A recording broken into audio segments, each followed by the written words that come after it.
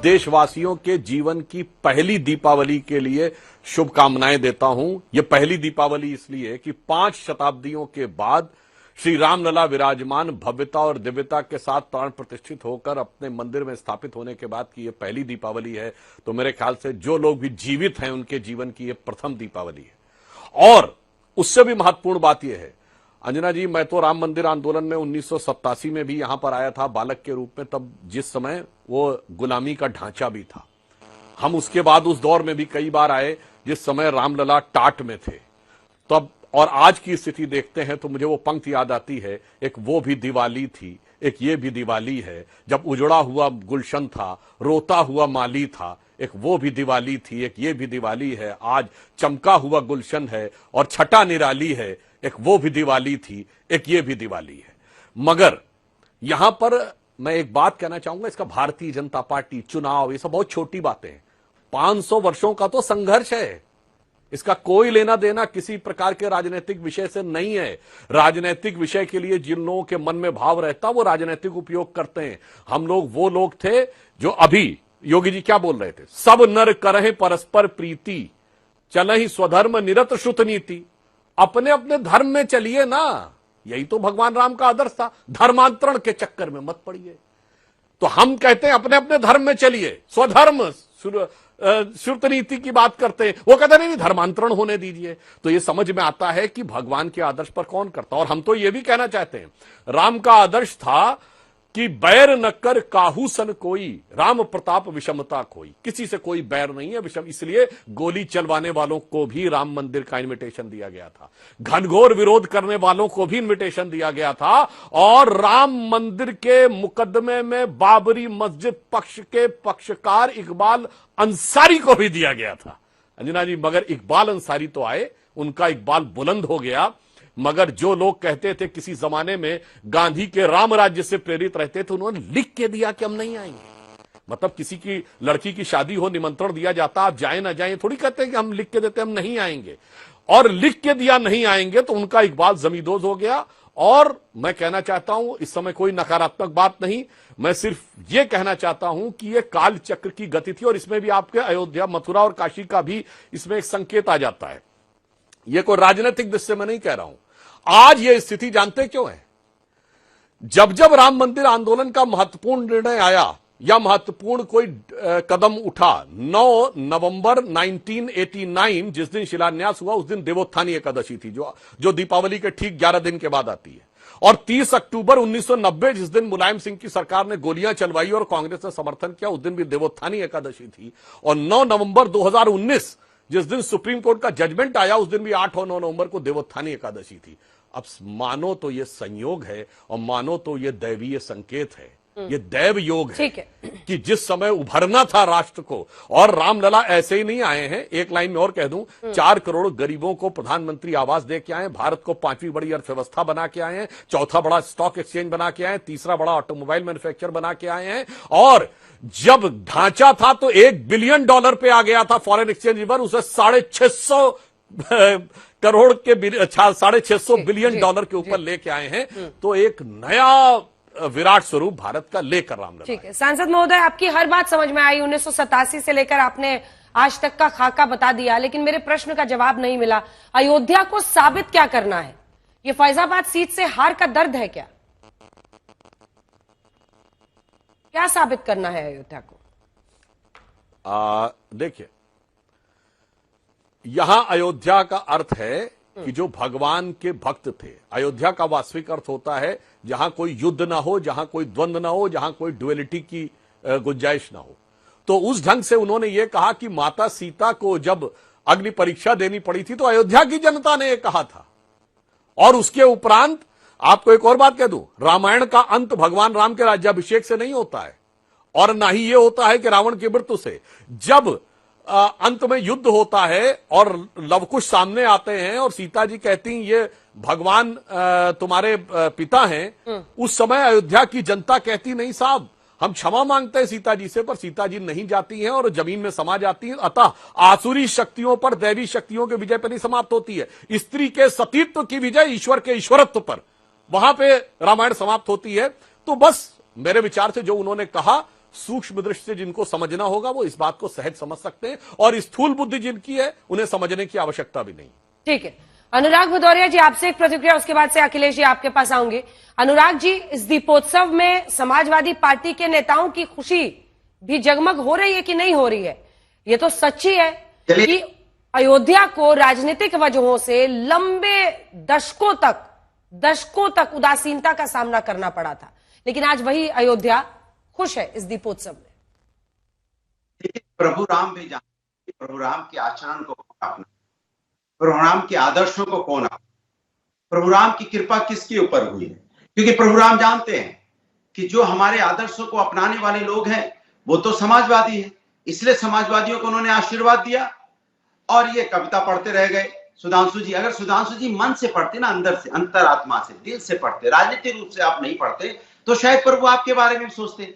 आपने कहा 500 वर्षों से ये चला आ रहा है संघर्ष, बिल्कुल 500 वर्षों से चला आ रहा है, लेकिन 500 वर्ष पहले हिंदुस्तान के लोग, ये जो समाज के लोग थे, लड़ रहे थे। बीजेपी 500 वर्ष पहले नहीं थी, ये शायद आप भूल जाते हो। और आपने कहा प्रभु का इकबाल किसका इकबाल प्रभु ने कायम किया? समाजवादियों का ना।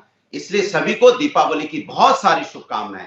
और मैं तो सुधांशु जी आपको भी दीपावली की शुभकामनाएं देता हूं कि आपके मन के अंदर से भी जहर निकले और मानवता और इंसानियत का धर्म आपके अंदर पैदा हो। जब भी आप बात करें तो एकता की बात करें, हमेशा भाईचारे की बात करें, देश को आगे ले जाने की बात करें, प्रभु राम के आदर्शों को अपनाएं। क्योंकि प्रभु राम कभी नफरत की बात नहीं करते थे, ना कभी वो यहाँ पे जहर उगलने की बात क्या करते थे। आज भी देखिए आपका दर्द जो झलक के आया है, जो भाषण में देखने को मिला है मुख्यमंत्री जी के, आज भी उनको लग रहा है कि अयोध्या जो जिनको हार मिली है, अब लेकिन वो हार मिलेगी, क्योंकि आप हार, प्रभु राम आपको देखो, पूरे उत्तर प्रदेश में आपको प्रभु राम ने हराया, फिर भी आप नहीं समझ पाए क्यों हराया। कि प्रभु राम ने इसलिए हराया आपको कि आप उनके आचरण को नहीं अपना रहे थे। 33 जो समेटा ना आपको, हम उनके आदर्शों को मानते हैं। आप प्रभु राम के नाम पे राजनीति कर रहे थे और हम उनकी भक्ति कर रहे थे, हम अंदर आत्मा से उनकी दिल से भक्ति कर रहे थे। आप उसका राजनीतिक फायदा लेके सत्ता की तरफ जाना चाहते थे। तो प्रभु राम तो अंतर्यामी है, कण कण में है, हर एक की मन की बात जानते हैं, आपके हमारे सभी की मन की बात जानते हैं। वो मन की बात समझ गए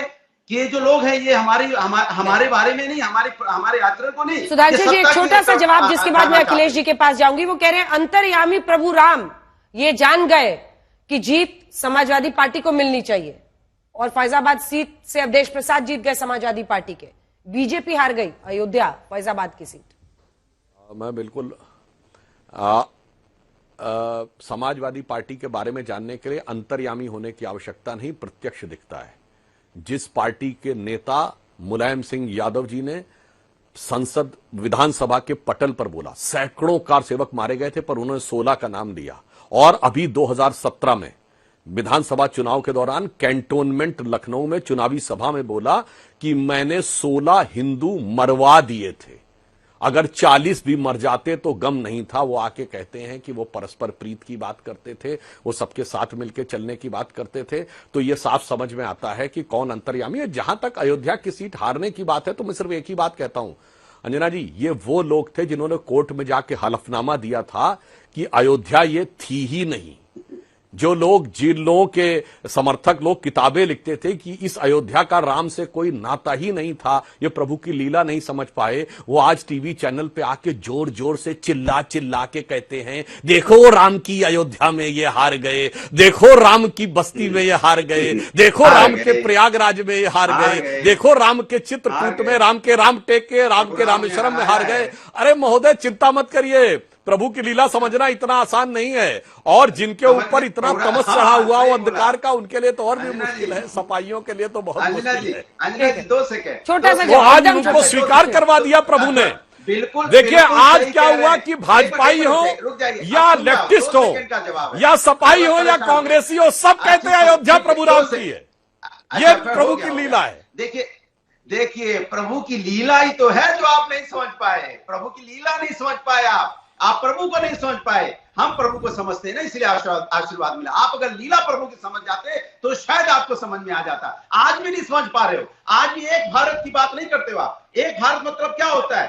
प्रभु राम तो हमेशा सबका सम्मान करते थे।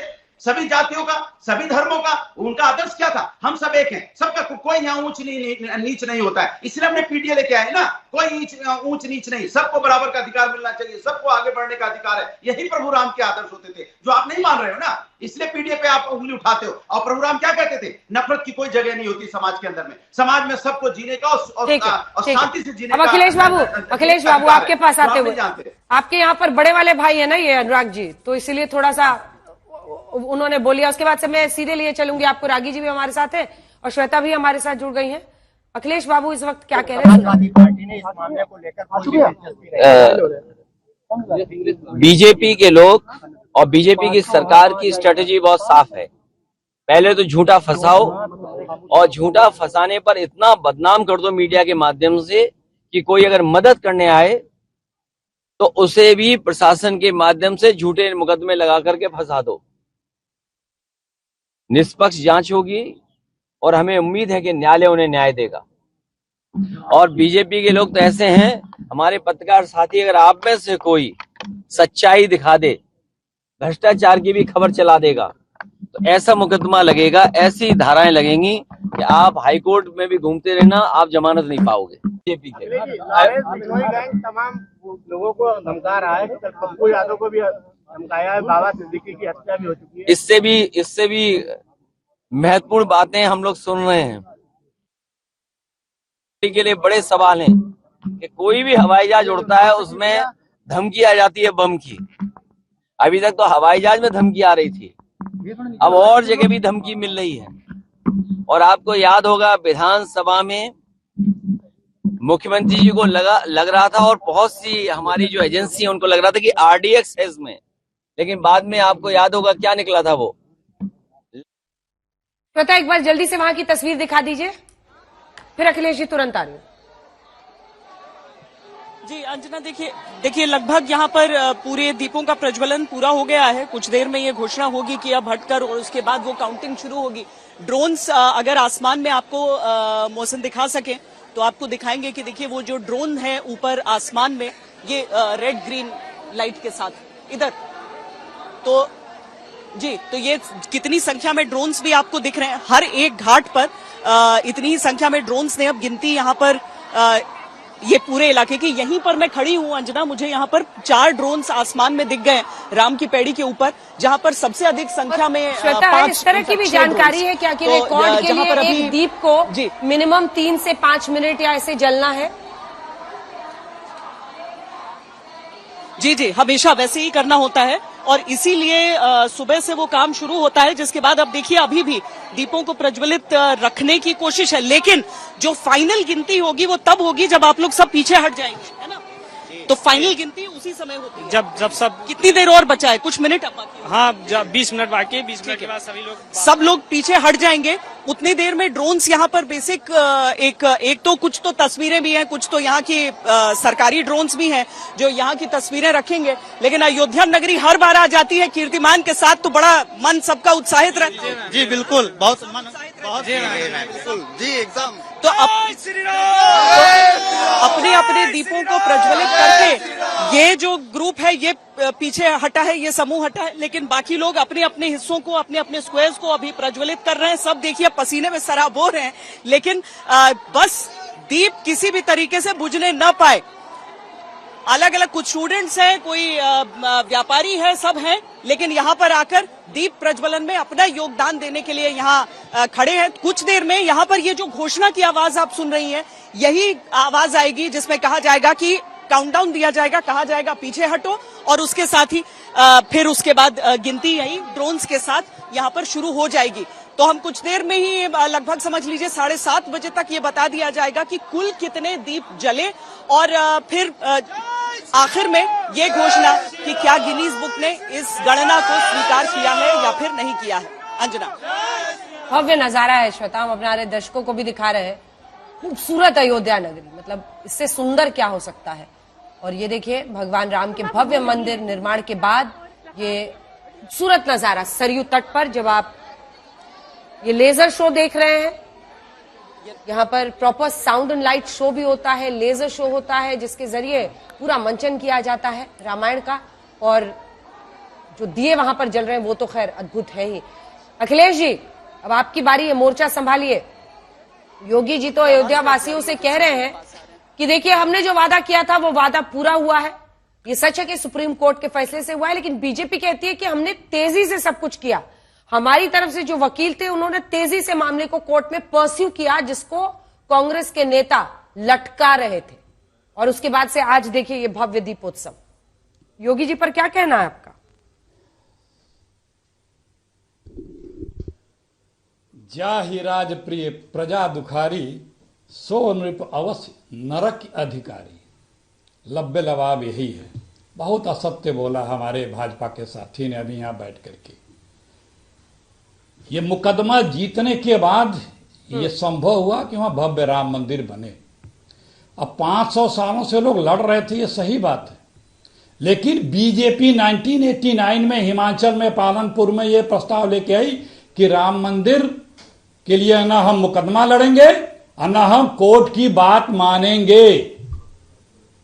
मुकदमा कौन लड़ा? हिंदू पक्ष। और उसका वादी कौन था? स्वयं राम लला विराजमान। और शंकराचार्यों ने प्रूफ दिए। और कितने भूमि की मुकदमा था? 3.25 एकड़, उसी का मुकदमा था। इन भाजपाइयों ने तो जितना बड़ा दगा हिंदुस्तान और हिंदुस्तानियों के साथ किया है उतना तो कोई दुश्मन भी नहीं किया होगा। क्या सुधांशु जी बता सकते हैं उस गर्भगृह पर मंदिर निर्माण हुआ है? राम मंदिर निर्माण का केस न लड़ना देश के साथ दगा था। अरे सुनिए और नहीं, दगा ये था कि जो राम जन्मभूमि जो थी, जिसका मुकदमा जीता गया, जिसका मुकदमा चला, उस भूभाग पे क्या, जिसे गर्भगृह बता के जीता गया, क्या उस पे राम मंदिर बना है? क्या बना है? सुधांशु जी हाँ या ना में बोलिए। दिखाइए सुधांशु जी। जिसका मुकदमा लड़ा गया था, पूछिए क्या उस स्थान पे बना है? हाँ सुधांशु जी, वहां पे जमीन का घोटाला किया। मैं जवाब देता हूँ। नहीं बना है, ये क्या बोलेंगे? जवाब उस भूभाग पे नहीं बना है। बहुत जो 70 एकड़ 67, सुनिए जो 67 एकड़ जमीन कांग्रेस के समय एक्वायर हुई थी, उस पे बना है। और सुनिए, ये बात करते हैं गोली चलाने की। कौन था उस वक्त अधिकारी जो गोली चलवाया था? उसको क्यों पीएमओ में रखा गया? उसको क्यों पद्मा अवार्ड दिया गया? किसने दिया? किसके पीएमओ में था वो, अगर इतना आपको गोली चलवाने वालों से बैर था? ये रिश्ता क्या कहलाता है?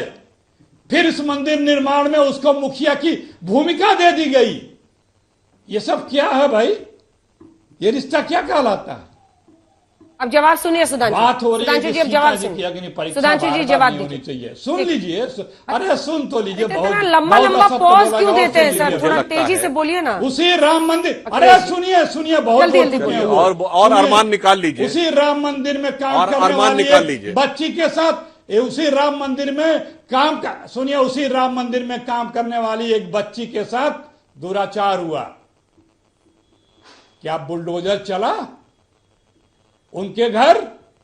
कौन थे वो लोग? किस पार्टी के थे वो लोग? यहां बैठ के गाल बजाना बहुत आसान है। अभी ये कुछ नहीं जानते, सिर्फ असत्य बोलते। अभी मैं पूछूं कि सीता जी की अग्नि परीक्षा और लोकुश और वो यज्ञ कहां हुआ था, संभवतः ये बता भी नहीं पाएंगे सुधांशु जी। बात देखिए, ये मैंने एक लाइन में इनका सार शुरू में सुना दिया, जाहि राज प्रिय प्रजा दुखारी। ठीक है, चलिए सुधांशु जी इसका जवाब दीजिए। सुधांशु जी इसका जवाब दीजिए, उसके बाद से मैं आ रही हूं रागी जी। मेरे ख्याल से आपके करोड़ों दर्शक स्वयं निर्णय लेने में सक्षम हैं कि कौन अरगर बात कर रहा है, कौन तथ्यात्मक। बिल्कुल अखिलेश जी की बात जहां से थी वहीं शुरू करता हूं। जासु राज भई प्रजा दुखारी, ते नृप सकल नरक अधिकारी। और यही स्थिति थी कि हम लोग कहते थे, हे राम तुम्हारे मंदिर में ये ऐसा अत्याचार क्यों? हे राम तुम्हारी नगरी में ये गोली की बौछार क्यों? ये ना राम तुम्हारी नगरी में ये लाशों का अंबार क्यों? सैकड़ों कारसेवकों को मारकर जिन्होंने सरयू को लाल कर दिया था, उनके राज्य में प्रजा दुखी ही थी और इसीलिए उसका दंड प्रजा ने भी दिया और भगवान ने भी। को तो अभी भी बनाया उस मंदिर की का बात निर्माण आपको में। जो मन में आया अखिलेश जी बोलिए। उसी सिर्फ एक आदमी को फैक्ट तो बोलना अभी भी चाहता आप राम हूं मंदिर निर्माण कि में रखे आपके हो। नेता कपिल सिब्बल जो आज की डेट में समाजवादी पार्टी सांसद, बीच में मत बोलिए, आप बोल रहे थे, जितना भी पॉज ले लेके बोले मैंने शांति सुना। अब दर्शकों के साथ अन्याय मत करिए, प्रजा दुखारी मत करिए, सबको सुनने का सुखारी मौका दीजिए। अब सुनिए, कपिल सिब्बल जो आपके नेता थे और आज सपा के नेता हैं, ये वकील का चोला ओढ़कर जब खड़े थे अदालत में तो किसके वकील थे? पूर्व लॉ मिनिस्टर है ना, ये थे बाबरी मस्जिद एक्शन कमेटी के वकील थे। और हमारे फॉर्मर लॉ मिनिस्टर रविशंकर प्रसाद किसके वकील थे? श्री रामलला विराजमान के वकील थे। और खुद इन्होंने बोला भारत के इतिहास का नहीं, दुनिया के इतिहास का इकलौता केस है जहां किसी भगवान से कहा गया हो साबित करो कि तुम भगवान यहां हुए थे। दुनिया किसी धर्म से आप नहीं कह सकते, दुनिया में बड़े बड़े धर्म है, क्रिश्चियनिटी है, इस्लाम है, बुद्धिज्म है, कोई भी हो, किसी के भगवान के लिए नहीं कहा जाता साबित करो। और श्री रामलला विराजमान खुद इसके पैरोकार थे और उसके बाद उनके खिलाफ इनके नेता खड़े थे वकील का चोला ओढ़ के और कहते थे 2019 के बाद आगे ले जाओ। और दूसरा मैं फैक्ट बता दूं अखिलेश प्रताप सिंह जी, ये 2.77 एकड़ लैंड का अधिग्रहण कब हुआ? जब कल्याण सिंह जी की सरकार आई। उसके बाद सेंट्रल गवर्नमेंट ने उस पर स्टे लगा दिया और उसके बाद खुदाई नहीं होगी इसके लिए लोग कोर्ट से स्टे लगा दिए। जब अटल जी की सरकार आई केंद्र में तो हमने रडार मैपिंग करवाई क्योंकि खुदाई पर कोर्ट का स्टे था। रडार मैपिंग में नीचे सब कुछ दिखने लगा, वो कोर्ट में जमा किया। तो 2003 में हाई कोर्ट ने खुदाई करवाई, उसमें सारा डिटेल निकल गया और उसके आधार पर 2010 का Lucknow bench of Allahabad high court का जजमेंट आया। और जब मोदी जी की सरकार आई तो सुप्रीम कोर्ट में केस जा चुका था, वहां सुनवाई सिर्फ इंग्लिश में होती है। सारे डॉक्यूमेंट दो ही भाषाओं में थे, फारसी और संस्कृत। उनका डॉक्यूमेंटेशन का अनुवाद करने में हजारों पेज के में दसियों साल लग जाते, पर उसको लगकर प्रदेश की योगी जी की सरकार और केंद्र की मोदी जी की सरकार ने फटाफट 2 साल में करवाया और डे टू डे हियरिंग करवाई। इसलिए हमने कभी नहीं कहा था हम मंदिर बनवाएंगे, हमने कहा था मंदिर का मार्ग करेंगे। आपके नेता पीवी नरसिम्हा राव ने कहा था हम तथाकथित बाबरी मस्जिद बनवाएंगे और इनके नेता मुलायम सिंह ने कहा था हम बाबरी मस्जिद बनवाएंगे। दोनों में जमीन आसमान का अंतर। जबकि कोर्ट ने कभी उसे बाबरी मस्जिद नहीं कहा, उसने कहा श्री राम जन्मभूमि परिसर और विवादित स्ट्रक्चर, यही कहा गया। विवादित ढांचा का सुप्रीम कोर्ट ने बाबरी मस्जिद। लेकिन सुधांशु जी, फिर जनता ने इसी अयोध्या, इसी फैजाबाद की जनता ने क्यों बीजेपी को नकार दिया? क्यों राजनीतिक रूप से, जहां पर आपको इतनी बड़ी एक जीत मिली, मंदिर का निर्माण हुआ, राजनीतिक रूप से आपको हार मिली? इसीलिए तो बार बार कहा जा रहा है योगी की अग्नि परीक्षा। लोकसभा नतीजों ने तो बीजेपी को परेशान कर दिया ना, क्यों? अंजना जी मैं कह रहा हूं, बता रहा हूं। अरे अखिलेश जी, जिस जमाने में को भी जवाब देना, हम 2 सीटों की पार्टी थे, आ रहे अखिलेश जी, आ रहे हैं आप बस एक लाइन में जवाब दे रहा हूं, आपको सब समझ में। जिस जमाने में हम 2 सीटों की पार्टी थे, इनको अगर लगता कि जनता राम मंदिर के साथ खड़ी होगी तो ये तुरंत छोड़ के इधर आ जाते, मगर ये समझ नहीं पाए। वैसे ही मैं बताता हूं, अरे भगवान राम को भी नागपाश लगा था, वो भगवान राम की लीला थी ताकि सारा आसुरी दल बाहर निकल के सामने आ जाए और उसके बाद सब एक साथ चले गए थे। तो ऐसा नहीं है, लक्ष्मण जी को भी नागपाश लगा था और भगवान राम को भी, लक्ष्मण जी को मूर्छा लगी थी, भगवान राम को नागपाश लगा था। ये सब प्रभु की लीला थी भाई, प्रभु की लीला थी, वही लीला चल रही है। आगे समझ में आएगा कुछ साल के बाद। प्रभु की लीला है। नहीं प्रभु नहीं, कमाल की बात है। हार को बता रहे प्रभु की लीला है, प्रभु की लीला ने आपको हरा दिया। कमाल की बात कर रहे हैं सुधांशु जी। आदमी कल्याण सिंह जी का नाम ले रहे, अच्छा लग रहा है। कल्याण सिंह जी का कितना आपने सम्मान किया था, फिर समाजवादी के साथ आए थे, समाजवादी ने उनका सम्मान किया था, आप भूल गए आदरणीय कल्याण सिंह जी को। आपके सवाल आपसे अंजना जी ने कुछ और पूछा और आप ऐसे लिखने लगे, पता नहीं कहां का सवाल क्या था, आपको पता ही नहीं चलता सवाल क्या पूछा जाता है। आप जो रट के आते हो, जो आपको याद है वही गाने लगते हो। उन्होंने आपसे सवाल पूछा था कि ये बताइए कि राम मंदिर का निर्माण, भव्य मंदिर बन रहा है, सब लोगों ने उसका स्वागत किया और सभी लोग दिवाली धूमधाम से मनाते हैं, लेकिन हम देश संविधान और न्यायपालिका से चलता है ना, तो संविधान जब न्यायपालिका ने आदेश दिया तो वहां पे राम मंदिर बना, लेकिन जब गोली चली थी तो वहां पे अधिकारी कौन था, उसका नाम लेने में आपकी जीभ कब क्यों रही है? कौन है अधिकारी जो आज भी वहां राम मंदिर बनाने में उसका नाम आ रहा है? अंजना जी तो उनका इंटरव्यू कर चुकी है, क्यों नहीं आप उस अधिकारी का नाम लेने से डरते हैं? वो अधिकारी तो प्राइम मिनिस्टर ऑफिस में बैठता है और उसमें उन्होंने खुद बोला था, आपको याद होगा अंजना जी, आपने इंटरव्यू लिया था, उन्होंने खुद बोला था कि गोली चलाने का ऑर्डर लखनऊ से नहीं हुआ था, वहां के जो डिस्ट्रिक्ट कलेक्टर था उसने चलवाई थी। तो फिर सुधांशु जी आप झूठ क्यों बोलते हैं? आप एक सांस में अगर अपनी कहानी सुधांशु जी, इसका एक पॉइंटेड जवाब, 500 साल पहले भारतीय जनता पार्टी नहीं थी, कान खोल के सुन लीजिए। 500 साल से संघर्ष चल रहा है, आप नहीं थे कहीं, इसलिए आप अपनी क्रेडिट मत लीजिए। तांशु जी जल्दी से रागी जी के पास जाना। बिल्कुल, हाँ बता रहा हूं, अंट शंट मत बोला करिए। 500 साल पहले हिंदुत्व का विचार था और आपका जो विचार है कहीं 500 साल पहले नहीं था। मैं पॉइंटेड जवाब देता हूं। कल्याण सिंह जी के बारे में कह रहे हैं, कल्याण सिंह जी के देहावसान के बाद अखिलेश यादव गए उनके घर पे, जबकि पूर्व मुख्यमंत्री थे। सम्मान की बात करते, मुख्तार अंसारी घर पे गए और कल्याण सिंह के घर पे नहीं गए। आज आके भाषण देते कि कल्याण सिंह जी का क्या सम्मान। और अधिकारी की बात बताता हूं, सारे दर्शकों को टू द पॉइंट जवाब दे रहा हूं। सुनिए, जिन अधिकारी की बात कर रहे हैं, मेरी बात सुनो मेरे भाई, ज्यादा हल्ला मत मचाओ। वो अधिकारी हैं श्री नपेंद्र मिश्रा, जो एनडी तिवारी की कांग्रेस सरकार में बहुत सीनियर प्रमुख सचिव थे। मुलायम सिंह जी की सरकार में सेक्रेटरी टू सीएम थे। कल्याण सिंह की सरकार में सेक्रेटरी टू सीएम थे और मनमोहन सिंह की सरकार में ट्राई के चेयरमैन थे और अनेक विभागों के सेक्रेटरी थे। मेरे भाई, एक कोई अधिकारी के पूरे प्रोफाइल में एक साल याद रहता है। अब बाकी हमारी सरकार, तुम्हारी सरकार, इनकी सरकार में क्या रहे तो नहीं याद आता है। अरे भाई, आईएएस ऑफिसर एक प्रोफेशनल होता है। आदेश मुलायम सिंह ने दिया। अब सुनो, मुलायम सिंह तो मुंह पे बोल चुके हैं कि मैंने आदेश दिया, कि उनके सेक्रेटरी ने आदेश दिया। ऐसे बचकाने हास्यास्पद तर्कों से व्यक्ति बचकाना नहीं शातिराना लगता है और लोगों की हास्य का निशाना बन जाता है। ये तो संगीत रागी जी बीजेपी बता ही रही थी ना अयोध्या वासियों को कि जिन्होंने कार सेवकों पर गोली चलाई, लेकिन फिर भी समाजवादी पार्टी का उम्मीदवार लोकसभा चुनाव वहां से जीतता है। ये क्या बताता है? और योगी जी अगर आज कह रहे हैं कि अब अयोध्या को साबित करना है, तो अयोध्या को क्या साबित करना है? बीजेपी की जीत से ही क्या अयोध्या सही साबित होगी?